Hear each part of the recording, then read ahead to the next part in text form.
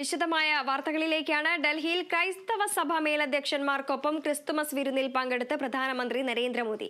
ഇതാദ്യമായാണ് ഒരു പ്രധാനമന്ത്രി ഇത്തരമൊരു പരിപാടിയിൽ പങ്കെടുക്കുന്നത്.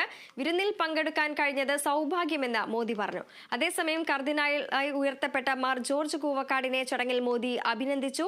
ഭാരതപുത്രൻ രാജ്യത്തിന്റെ അഭിമാനമാണെന്നും പ്രധാനമന്ത്രി പറഞ്ഞു. വിവരങ്ങളുമായി അമിഷ ചേരുന്നു. അമിഷ, ഡൽഹിയിൽ ക്രൈസ്തവ സഭ മേലധ്യക്ഷന്മാർക്കൊപ്പം ക്രിസ്തുമസ് വിരുന്നിൽ പ്രധാനമന്ത്രി നരേന്ദ്രമോദി പങ്കെടുത്തു. ആദ്യമായിട്ടാണ് ഇത്തരത്തിലൊരു ചടങ്ങിൽ പ്രധാനമന്ത്രി പങ്കെടുക്കുന്നത്. വിവരങ്ങൾ എങ്ങനെയാണ്?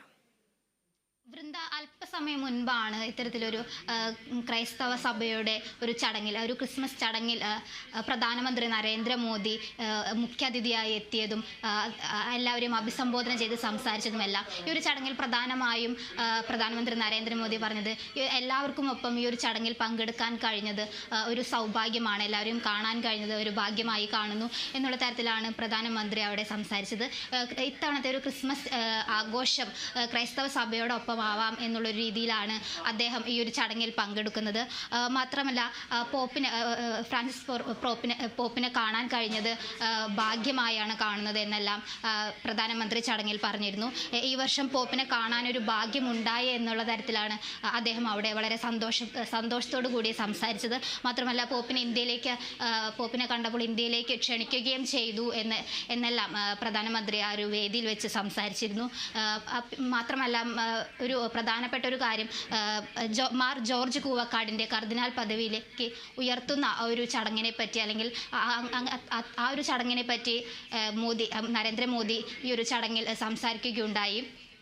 ഭാരതപുത്രൻ പ്രധാനപ്പെട്ട ഒരു സ്ഥാനത്തേക്ക് എത്തുന്നത് എല്ലാവർക്കും തന്നെ ഒരു അഭിമാനമാണ്. രാജ്യത്തിന് ഒട്ടാകെ എല്ലാവർക്കും ഒരു അഭിമാനമാണ്. ഭാരതത്തിൻ്റെ സ്വന്തം ഭാരതപുത്രൻ ഈ ഒരു പദവിയിലേക്ക് എത്തുന്നത് അഭിമാനമാണ് എന്നുള്ള തരത്തിലാണ് ജോർജ് കൂവക്കാടിൻ്റെ കർദിനാൾ പദവിയെക്കുറിച്ച് നരേന്ദ്രമോദി സംസാരിക്കുന്നത്.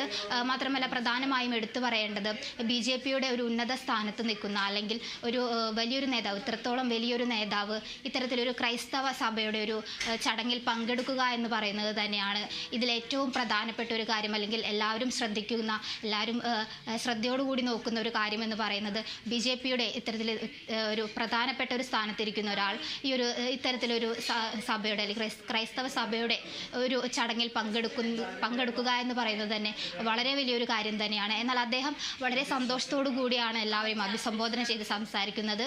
ഈ ഒരു ചടങ്ങിൽ പങ്കെടുക്കാൻ കഴിഞ്ഞത് തന്നെ വലിയൊരു സൗഭാഗ്യമാണ് എന്നാണ് അദ്ദേഹം അവിടെ പറയുന്നത്. മാത്രമല്ല, മാർ ജോർജ് കൂവക്കാടിൻ്റെ ഒരു കർദിനാൾ പദവിയെക്കുറിച്ചും ഈ ഒരു പദവിയിലേക്ക് ഉയരുന്ന അന്ന് വത്തിക്കാനിലേക്ക് ഇന്ത്യയുടെ ഒരു ഔദ്യോഗിക സംഘത്തെ തന്നെ അവിടേക്ക് എത്തിക്കാൻ കഴിഞ്ഞു, അല്ലെങ്കിൽ അയക്കാൻ കഴിഞ്ഞു എന്നുള്ള തരത്തിലെല്ലാം പ്രധാനമന്ത്രി ആ ഒരു വേദിയിൽ സംസാരിക്കുകയുണ്ടായി. വൃന്ദ. ശരി അമീഷ.